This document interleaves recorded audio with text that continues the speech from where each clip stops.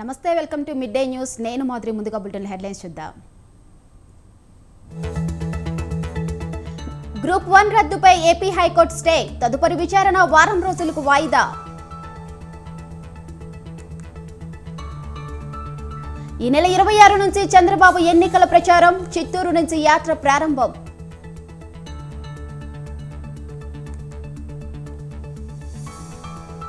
పవన్ కళ్యాణ్ రాష్ట్ర పర్యటన ఖరారు. ఈ నెల 27 నుంచి ఉత్తరాంధ్రలో ప్రచారం.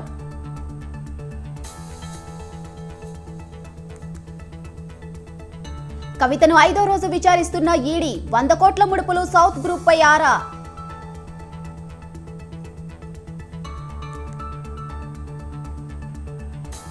కేంద్ర ప్రభుత్వానికి సుప్రీంకోర్టులో ఊరట. ఎలక్షన్ల నియామకం పిటిషన్పై స్టేక్ నిరాకరణ.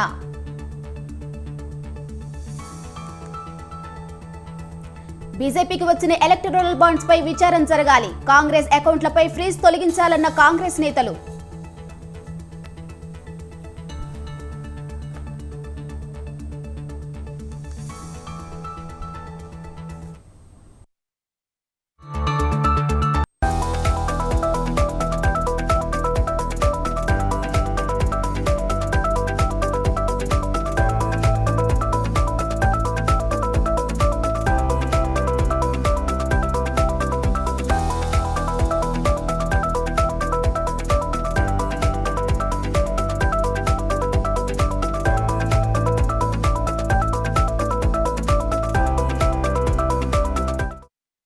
రైట్, ఎలక్షన్ బ్రేకింగ్ చూస్తున్నాం. ఎన్నికల కమిషన్ ఆదేశాలతో నెల్లూరు జిల్లాలో కోడ్ అమల్లోకి వచ్చింది.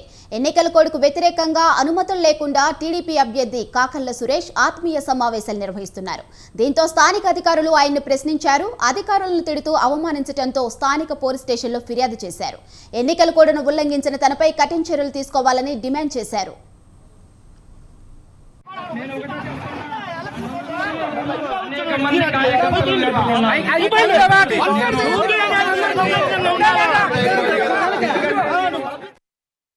ఎన్నికల కమిషన్ ఆదేశాలతో నెల్లూరు జిల్లాలో కోడ్ అమల్లోకి వచ్చింది. ఎన్నికల కోడ్కు వ్యతిరేకంగా అనుమతులు లేకుండా టీడీపీ అభ్యర్థి కాకర్ల సురేష్ ఆత్మీయ సమావేశాలు నిర్వహిస్తున్నారు. దీంతో స్థానిక అధికారులు ఆయన ప్రశ్నించారు. అధికారులను తిడుతూ అవమానించడంతో స్థానిక పోలీస్ స్టేషన్లో ఫిర్యాదు చేశారు. ఎన్నికల కోడ్ను ఉల్లంఘించిన తనపై కఠిన చర్యలు తీసుకోవాలని డిమాండ్ చేశారు.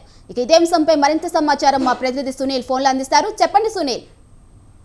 మాధురి, నెల్లూరు జిల్లాకు సంబంధించి ఎన్నికల కోడ్ అమల్లో ఉండడంతో పాటు కూడా నిన్న దొత్తలూరుకు సంబంధించి టీడీపీ అభ్యర్థి కాకర్ల సురేష్ అయితే ఆత్మీయ సమావేశం అధికారులు అనుమతులు లేకుండా జరిపిన పరిస్థితి ఉంది. అయితే ఈ విషయం ఆలస్యంగా వెలుగులోకి రావడంతో పాటు కూడా అక్కడ ఆత్మీయ సమావేశం దొత్తలూరు ఆత్మీయ సమావేశం అయితే కాకర్ల సురేష్ అయితే కూడా ఏర్పాటు చేసిన పరిస్థితి అయితే ఉంది. ఏర్పాటు చేసిన అనంతరం స్థానిక అధికారులు అనుమతులు లేకుండా ఇలాంటి ఆత్మీయ సమావేశాలు జరపద్దంటూ కూడా అక్కడ వెళ్లి వారిని ప్రశ్నించిన పరిస్థితి అయితే ఉంది. అయితే ప్రశ్నించిన అనంతరం టీడీపీ కార్యకర్తలతో పాటు టీడీపీ నాయకులు కూడా అక్కడ అధికారులపై కూడా అంటే అధికారులపై కూడా దౌర్జన్యానికి దిగిన పరిస్థితి అయితే ఉంది. అయితే అక్కడ బూత్ పురాణం మాట్లాడుతూ అధికారులను కించపరిచి అవమానించిన పరిస్థితి అయితే ఉందని కూడా చెప్పుకోవచ్చు. అయితే ఇవన్నీ అధికారులకు టీడీపీ నాయకులకు జరుగుతున్నప్పటికీ కూడా ఉదయగిరి నియోజకవర్గానికి సంబంధించిన టీడీపీ అభ్యర్థి కాకర్ల సురేష్ చూస్తూనే అలాగా నిలబడ్డాడు కానీ కార్యకర్తల్ని ఆపే పరిస్థితి లేదని కూడా చెప్పుకోవచ్చు. అయితే ఇటీవల టీడీపీ అధిష్టానం కాకర్ల సురేష్ ని ఉదయగిరి నియోజకవర్గానికి టీడీపీ అభ్యర్థిగా ఖరారు చేసిన అనంతరం కూడా ఈ విధంగా చేయడంతో పాటు కూడా గతంలో కూడా గత మాజీ ఎమ్మెల్యే టీడీపీ సీనియర్ నాయకులు బొలినేని రామారావు ఇతను కాకర్ల సురేష్ ని అయితే టీడీపీ అధిష్టానానికి పరిచయం చేసినప్పటికి కూడా వెన్నుపోటు రాజకీయాలు చేస్తూ గతంలో కూడా బొలినేని రామారావు వేసిన ఫ్లెక్సీలని తొలగించే పరిస్థితి అయితే కాకర్ల సురేష్ చేశారు. అప్పుడు కూడా వివాదం జరిగిన పరిస్థితి అయితే ఉంది. అయితే ఎన్నికల కోడ్ అమల్లో ఉన్నప్పటికీ కూడా అధికారులను అదే విధంగా లెక్క చేయని పరిస్థితి ఉంది. లెక్క చేయకుండా తన ఇష్టారాజ్యంగా కూడా ఉదయగిరి నియోజకవర్గంలో ప్రచారాలు చేస్తున్న పరిస్థితి, ప్రచారాలతో పాటు కూడా ఆత్మీయ సమావేశాలు చేస్తూ అక్కడ ఫ్లెక్సీలు కడుతున్న పరిస్థితి ఉంది. అయితే ప్రశ్నించిన అధికారులపై దౌర్జన్యానికి దిగి బూతు పురాణం చేయడం కరెక్ట్ కాదని కూడా నియోజకవర్గ ప్రజలతో పాటు కూడా నెల్లూరు జిల్లా ప్రజలు కూడా ఆరోపిస్తున్న పరిస్థితి అయితే ఉంది. అయితే ఏదేమన్నప్పటికీ కూడా అధికారులు అక్కడ నుంచి దౌర్జన్యానికి టీడీపీ నాయకులు పాల్పడడంతో ఆ దొత్తులకు సంబంధించి అక్కడ నుండి కూడా కూడా అధికారులు బయట వెళ్ళిపోయిన పరిస్థితి ఉంది. వెళ్ళిన అనంతరం కూడా దొత్తలూరు పోలీస్ స్టేషన్ లో ఫిర్యాదు చేసిన పరిస్థితి ఉంది. ఫిర్యాదు చేసిన అనంతరం ఎలక్షన్ కోడ్ కు సంబంధించి కూడా స్థానిక పోలీసులు కేసు నమోదు చేసినట్లు కూడా సమాచారం. అయితే ఇలా అదే ఒక స్థానిక ఎమ్మెల్యే కాకముందు ప్రజలను అదేవిధంగా అధికారులు ఈ విధంగా చేస్తే ఈ విధంగా చేయడం కరెక్ట్ కాదు. అదేవిధంగా ఎన్నికల్లో గెలుపొందితే ఉదయగిరి నియోజకవర్గంలో కాకర్ల సురేష్ అరాచక పాలన ఉంటుందని కూడా స్థానికులైతే ఆరోపిస్తున్న పరిస్థితి అయితే ఉంది. అయితే ఏదేమైనప్పుడు కూడా ఎన్నికల కోడ్ని ఉల్లంఘించడం నేరం అని కూడా అక్కడ ప్రజలు చెప్తున్నారు. దీనిపై చర్యలు తీసుకొని కాకర్ల సురేష్ ఈ విధంగా చేయించిన దానికి అతనిపైన కూడా చర్యలు తీసుకోవాలని కూడా స్థానికులైతే ఉదయగిరి నియోజకవర్గంలో కోరుతున్న పరిస్థితి అయితే నెలకొందని చెప్పుకోవచ్చు. Madhuri. Right, thank you Sunil.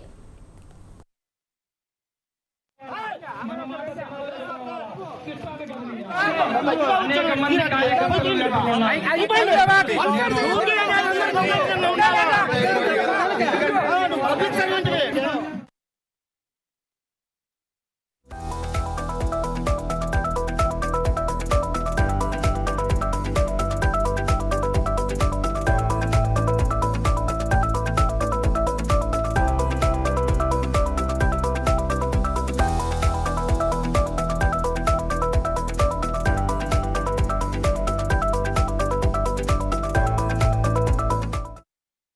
Breaking news చూస్తున్నాం. 2018 గ్రూప్ 1 మెయిన్స్ పరీక్ష రద్దుపై ఏపీ హైకోర్టు తాత్కాలిక ఉత్తర్వులు జారీ చేసింది. సింగిల్ బెంచ్ తీర్పుపై తాత్కాలిక స్టే విధించింది. తదుపరి విచారణ వచ్చే వారానికి వాయిదా వేసింది ఏపీ హైకోర్టు. గ్రూప్ 1 పరీక్షను రద్దు చేస్తూ సింగిల్ బెంచ్ ఇచ్చిన తీర్పును డివిజన్ బెంచ్లో సవాల్ చేసింది ఏపీపీఎస్సీ. పిటిషన్పై విచారణ చేపట్టిన డివిజన్ బెంచ్ తాత్కాలికంగా స్టే విధించింది.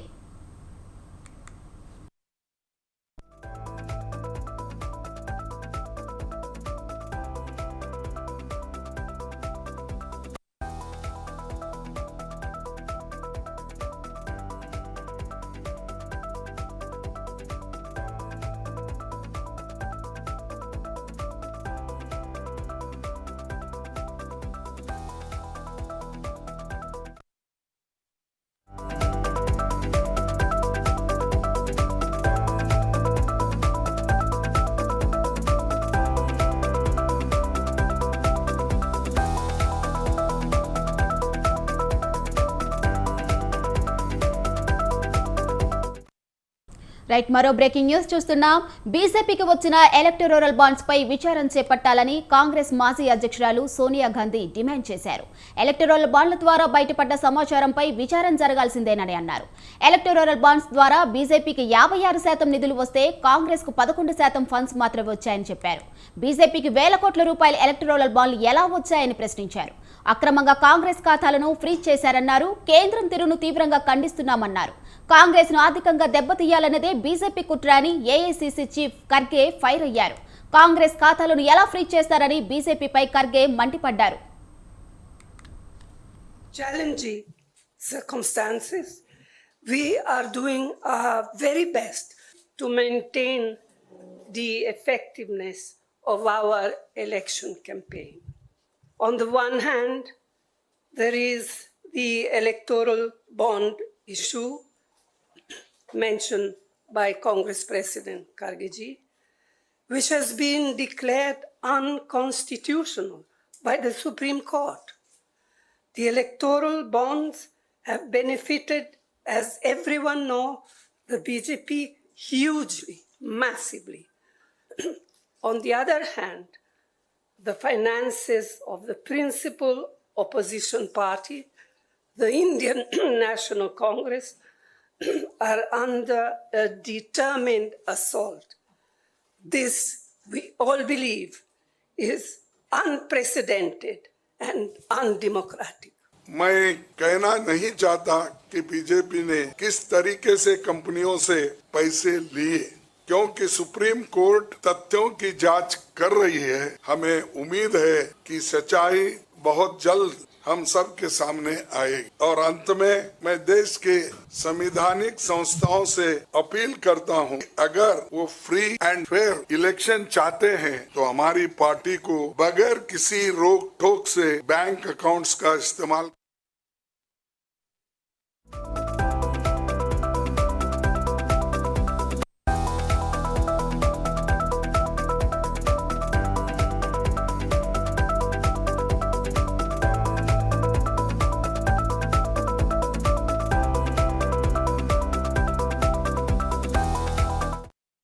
రైట్, మరో బ్రేకింగ్ న్యూస్ చూస్తున్నాం. కాంగ్రెస్ ఖాతాను ఫ్రీజ్ చేయడం నేరపూరిత చర్య అని రాహుల్ గాంధీ అన్నారు. విపక్ష బ్యాంకు ఖాతా ఫ్రీజ్ పై ఫిర్యాదు చేసినా ఈసీ స్పందించట్లేదని ఫైర్ అయ్యారు. బ్యాంక్ ఖాతా స్పందిస్తే ఏం జరుగుతుందో అందరికీ తెలుసని రాహుల్ గాంధీ అన్నారు. బ్యాంక్ ఖాతా స్తంభిస్తే అంతా ఆగిపోతుందన్నారు. బ్యాంక్ ఖాతా ఫ్రీజ్ కారణంగా తాము ఏమీ చేయలేకపోతున్నామని తెలిపారు. సరిగ్గా ఎన్నికలకు 2 నెలల ముందు ఇలా చేయటం దారుణమని రాహుల్ గాంధీ అన్నారు. पार्टी के सारे बैंक अकाउंट फ्रीज कर दिए गए। आप सोचिए, आप किसी परिवार के बैंक अकाउंट फ्रीज करिए, किसी व्यक्ति के बैंक अकाउंट फ्रीज करिए, किसी बिजनेस के बैंक अकाउंट फ्रीज करिए, किसी भी संस्था के बैंक अकाउंट फ्रीज करिए, होता क्या है? एकदम खत्म हो जाता है। अगर आपने किसी परिवार का बैंक अकाउंट फ्रीज कर दिया, भूखे मर जाते हैं। वो कांग्रेस पार्टी के साथ किया जा रहा है। 1 महीने पहले ये हुआ और किसी संस्था ने, हिंदुस्तान की संस्था ने, किसी कोर्ट ने, किसी इलेक्शन कमीशन ने चूं तक नहीं कहा। सब ड्रामा देख रहे हैं। 20% हिंदुस्तान के लोग कांग्रेस पार्टी को वोट देते हैं। हम 20% लोगों को रिप्रेजेंट करते हैं और आज हम रेलवे टिकट नहीं खरीद सकते। आज हम अपने नेता को एक शहर से दूसरे शहर नहीं भेज सकते। हम एडवर्टाइजमेंट नहीं लगा सकते। और क्यों? 14 लाख रुपए 7 साल पहले 14 लाख रुपए का इशू है और 200 करोड़ रुपए का फाइन, और सारे के सारे बैंक अकाउंट फ्रीज कर दिए। साफ इनकम टैक्स की जो एक्ट है साफ कहता है कि ज्यादा से ज्यादा 10,000 रुपए का फाइन लगेगा। तो ये है हिंदुस्तान का लोकतंत्र। ये क्रिमिनल एक्शन है कांग्रेस पार्टी के खिलाफ और हिंदुस्तान के लोकतंत्र के खिलाफ, और ये क्रिमिनल एक्शन हिंदुस्तान के प्रधानमंत्री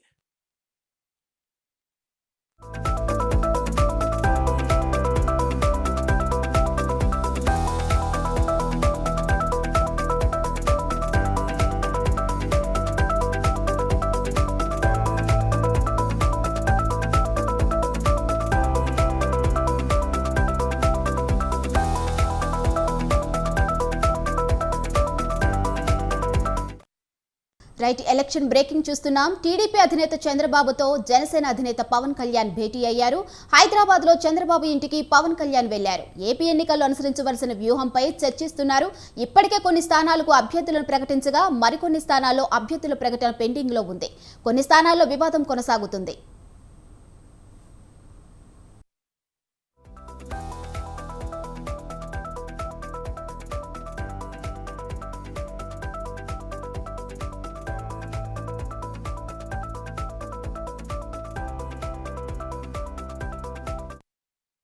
టీడీపీ అధినేత చంద్రబాబుతో జనసేన అధినేత పవన్ కళ్యాణ్ భేటీ అయ్యారు. హైదరాబాద్ లో చంద్రబాబు ఇంటికి పవన్ కళ్యాణ్ వెళ్లారు.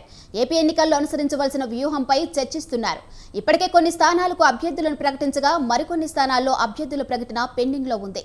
కొన్ని స్థానాల్లో వివాదం కొనసాగుతుంది.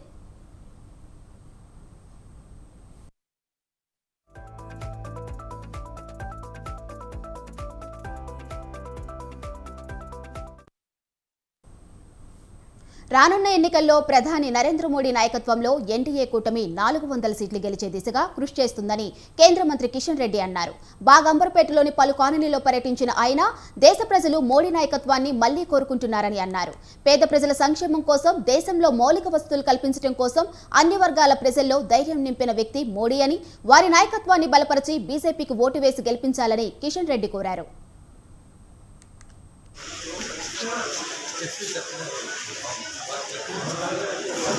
కొంచెం ఇంటికి రా.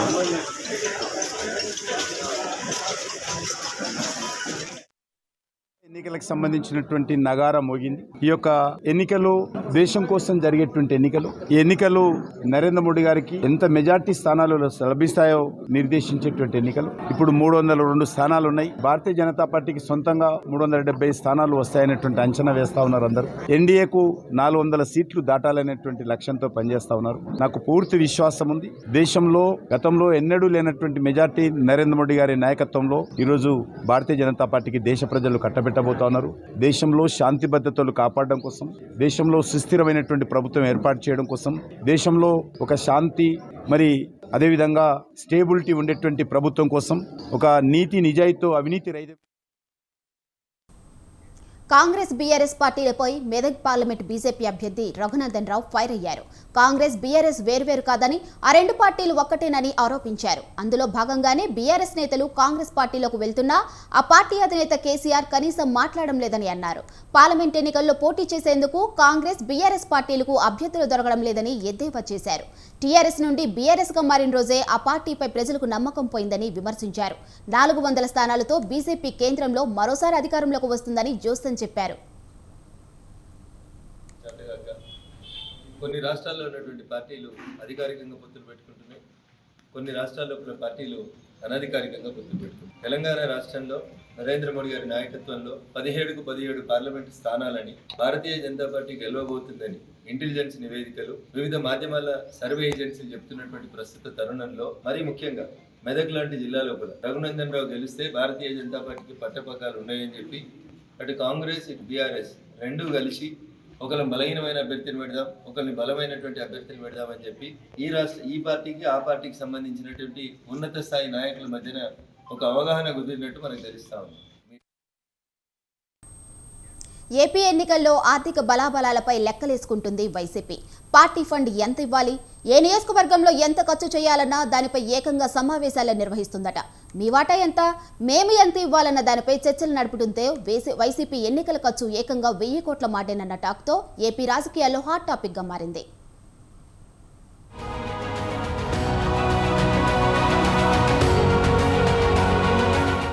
ఏపీలో ఎన్నికల వేడి అంతకంతకు హీట్ పుట్టిస్తుంది.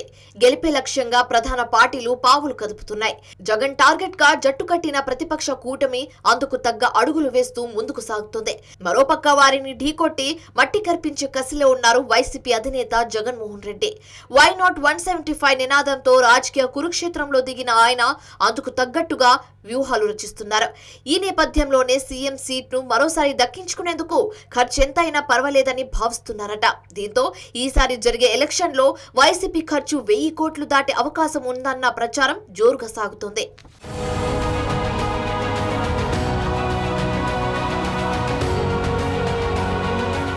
ఏపీలో మే 13న సార్వత్రిక ఎన్నికలతో పాటు అసెంబ్లీ ఎన్నికలు కూడా జరగనున్నాయి. 175 అసెంబ్లీ, 25 పార్లమెంట్ స్థానాలకు ఒకేసారి ఎలక్షన్స్ నిర్వహించనున్నారు. దీంతో గెలిపే లక్ష్యంగా దూకుడు పెంచిన ప్రధాన పార్టీలన్నీ ప్రచారాన్ని విస్తృతం చేశాయి. ఓటర్లను తమ వైపు తిప్పుకునే ఎత్తుగడలో భాగంగా మద్యం, నగదు పంపిణీ భారీగా ఉండే అవకాశం ఉన్నట్టుగా తెలుస్తోంది. దీంతో ఎన్నికల అభ్యర్థితో పాటు ప్రత్యర్థి ఆర్థిక బలబలాలపై లెక్కలు తీస్తుందట వైసీపీ అధిష్టానం. ఎన్నికల్లో సొంతంగా ఎంత ఖర్చు చేసుకోగలరు, పార్టీ నుంచి ఎంత ఆశిస్తున్నారనేది ముఖ్య నేతలు అడిగి తెలుసుకుంటున్నారట. ఇందుకోసం ఉత్తరాంధ్రతో పాటు గోదావరి జిల్లాకు చెందిన అభ్యర్థులతో ప్రత్యేకంగా సమావేశాలు కూడా నిర్వహించినట్లుగా తెలుస్తుంది.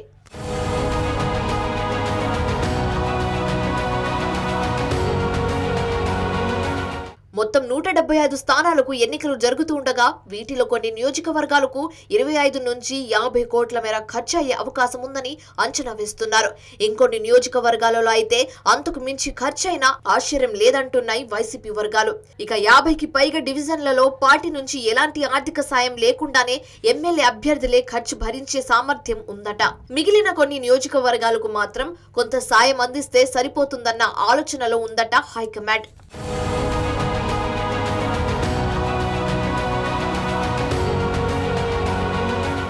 ఇక అవసరాన్ని బట్టి ఒక్కో నియోజకవర్గానికి 10 నుంచి 15 కోట్ల రూపాయలు ఎన్నికల ఫండ్ కింద అభ్యర్థులకు ఇవ్వాలని వైసీపీ అధిష్టానం నిర్ణయించినట్టుగా వైసీపీ వర్గాలు చెప్తున్నాయి. ఈ లెక్కన దాదాపుగా వైసీపీ 100 నియోజకవర్గాలలో 1000 కోట్ల పైనే ఖర్చు చేసే ఛాన్స్ ఉన్నట్టుగా తెలుస్తుంది. వచ్చే ఎన్నికల్లో తిరిగి విజయం సాధించి రెండోసారి అధికారం చేపట్టడమే లక్ష్యంగా పెట్టుకున్నారు జగన్. దీంతో ఎన్నికల ఖర్చు కోసం వెనకడుగు వేయకూడదని భావిస్తున్నారట.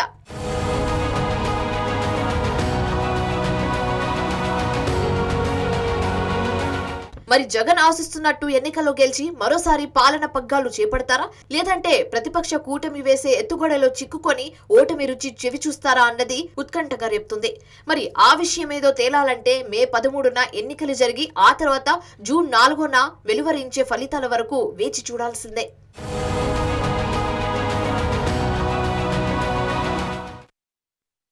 సార్వత్రిక ఎన్నికల నేపథ్యంలో అక్రమ మద్యం, నగదు రవాణాపై అప్రమత్తంగా ఉండేలా చర్యలు తీసుకుంటున్నారు ఎన్నికల అధికారులు.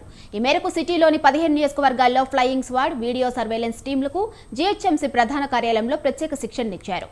హైదరాబాద్ ఎన్నికల అధికారులు 24 గంటల పాటు నిఘా ఉండేలా టీములను సిద్ధం చేసినట్టు చెప్పుకొచ్చారు.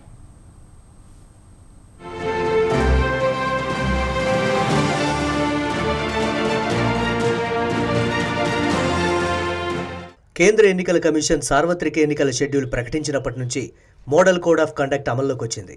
ఈ నేపథ్యంలోనే కోడ్ ఉల్లంఘించిన వారిపై చర్యలు తీసుకోవాలని ఎన్నికల అధికారులు నిర్ణయించారు. ఏ రోజు ఎవరిపై చర్యలు తీసుకున్నామన్న వివరాలను ఓ నివేదిక రూపంలో రోజువారీ అందించాలని డిసైడ్ చేశారు.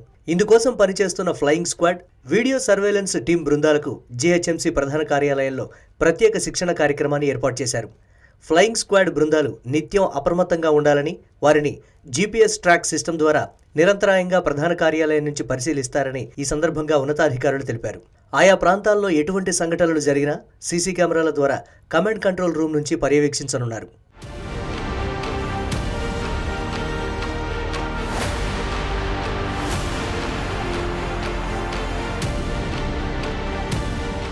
ఎన్నికల సందర్భంగా పార్టీలు, వ్యక్తులు ఓటర్లను మభ్యపెట్టేందుకు మద్యం, నగదు లాంటివి పంచుతూ పట్టుబడ్డ సమయంలో ఫ్లయింగ్ స్క్వాడ్, సర్వేలెన్స్ బృందాలు సంబంధిత వీడియోను తప్పనిసరిగా రికార్డ్ చేయాల్సి ఉంటుంది. రాజకీయ పార్టీల మీటింగులు, బ్యానర్లు మొదలైన సామగ్రిపై వీడియో సర్వేలెన్స్ టీంలు వీడియోగ్రఫీ చేయాలని శిక్షణకు హాజరైన వారికి తెలిపారు. ఫ్లయింగ్ స్క్వాడ్ టీంలు సీజ్ చేసిన నగదును కోర్టుకు సమర్పించాలని, ఎఫ్ఐఆర్ నమోదు కాని నగదును districts grievance cell, DGC Hyderabad కలెక్టరేట్కు సమర్పించాల్సి ఉంటుంది. ఈ సెల్స్ తగిన ఆధారాలను పరిశీలించి నేరారోపణ లేకపోతే ఆ నగదును సంబంధిత వ్యక్తులకు అందజేస్తారు. ఎన్నికల నియమావళి ప్రకారం నగర ప్రజలు 50,000 లోపు నగదు మాత్రమే తమ వెంట తీసుకువెళ్లేందుకు అనుమతి ఉందని, 50,000 పైబడి ఉన్న నగదుకు సంబంధిత పత్రాలు చూపించాల్సి ఉంటుందని తెలిపారు.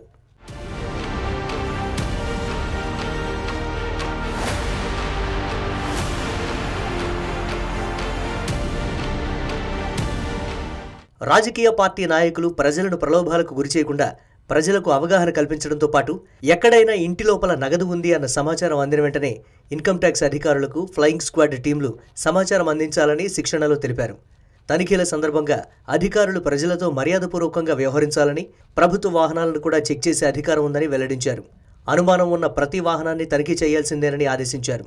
మొత్తం 15 నియోజకవర్గాల కోసం 3 షిఫ్ట్లలో 600 మందిని వినియోగిస్తున్నారు.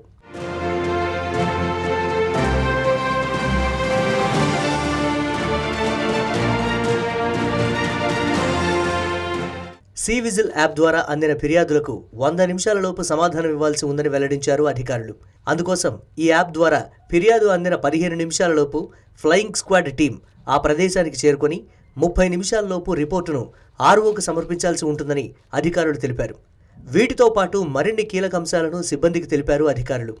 ఫ్లయింగ్ స్క్వాడ్ టీంలు సి విజిల్ ఇన్వెస్టిగేటర్ యాప్ను డౌన్లోడ్ చేసుకుని సిద్ధంగా ఉండాలని ఈ సందర్భంగా తెలిపారు ఎన్నికల అధికారులు.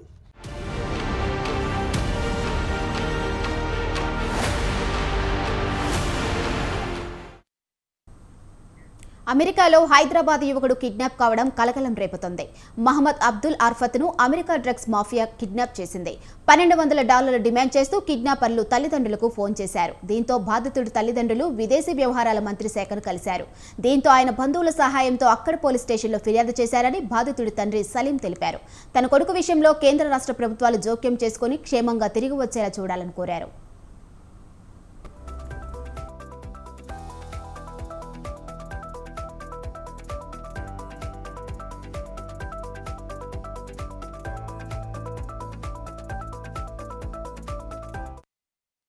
అమెరికాలో హైదరాబాద్ యువకుడు కిడ్నాప్ కావడం కలకలం రేపుతోంది. మహమ్మద్ అబ్దుల్ అర్ఫత్ను అమెరికా డ్రగ్స్ మాఫియా కిడ్నాప్ చేసింది. $1,200 డిమాండ్ చేస్తూ కిడ్నాపర్లు తల్లిదండ్రులకు ఫోన్ చేశారు. దీంతో బాధితుడి తల్లిదండ్రులు విదేశీ వ్యవహారాల మంత్రి శాఖను ఆశ్రయించారు. దీంతో తన బంధువుల సహాయంతో అక్కడి పోలీస్ స్టేషన్లో ఫిర్యాదు చేశారని బాధితుడి తండ్రి సలీం తెలిపారు. తన కొడుకు విషయంలో కేంద్ర రాష్ట్ర ప్రభుత్వాలు జోక్యం చేసుకుని క్షేమంగా తిరిగి వచ్చేలా చూడాలని కోరారు. పేరు మొహమ్మద్ సలీం, నేను నాచారం ఉంటా, అంబేద్కర్ నగర్. మా బాబు ఈఎస్ఐ మాస్టర్కి చదువుకోవడానికి వెళ్ళాడు, మేలో వెళ్ళాడు. మే 23కి మంచిగానే చదువు జరుగుతుంది, మంచిగా మాట్లాడాడు, అంత అయింది. March 7th 8th video call అయింది. దాని తర్వాత మళ్ళీ లొకేషన్లో లేడు. 2 సార్లు ట్రై చేసాము, అంటే 7th 8th 10th వరకు చేసాము. దాంట్లో ఏం రెస్పాన్స్ రాలేదు. మాకు భయమై మా అన్న కొడుకు అక్కడ ఉంటారు, అతనికి కాల్ చేశాము. అతను అక్కడ వెళ్ళి రూమ్మేట్ చూసేవరకు ఆల్రెడీ అక్కడ నుంచి మిస్సింగ్ కంప్లైంట్ ఇచ్చారు రూమ్మేట్ వాళ్ళు. అక్కడ నుంచి ఏం తెలియటం లేదు, వాళ్ళు ఏం పట్టించుకుంటలేరు. ప్లీజ్ జీటీవీ ఛానల్కి ఫిర్యాదు చేస్తున్నాము. మా బాబుకు ఎక్కడుండో కొలాడి అతని అడ్రస్ క్షేమంగా మాకు చెప్పండి ప్లీజ్. నా పేరు మొహమ్మద్ సలీం, నేను నాచారం ఉంటా, అంబేద్కర్ నగర్. మా బాబు ఈఎస్ఐ మాస్టర్కి చదువుకోవడానికి వెళ్ళాడు, మేలో వెళ్ళాడు. May 23కి మంచిగానే చదువు జరుగుతుంది, మంచిగా మాట్లాడాడు, అంత అయింది. March 7th 8th video call అయింది. దాని తర్వాత మళ్ళీ లొకేషన్లో లేడు.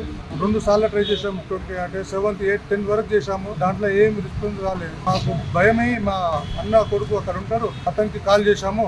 అతను అక్కడ వెళ్ళి రూమ్మేట్ చూసేవరకు ఆల్రెడీ అక్కడ నుంచి మిస్సింగ్ కంప్లైంట్ ఇచ్చారు రూమ్మేట్ వాళ్ళు. అక్కడ నుంచి ఏం తెలియటం లేదు, వాళ్ళు ఏం పట్టించుకుంటలేరు. ప్లీజ్. ఇవి మిడ్ డే న్యూస్ అప్డేట్స్. చూస్తూనే ఉండండి స్వతంత్ర.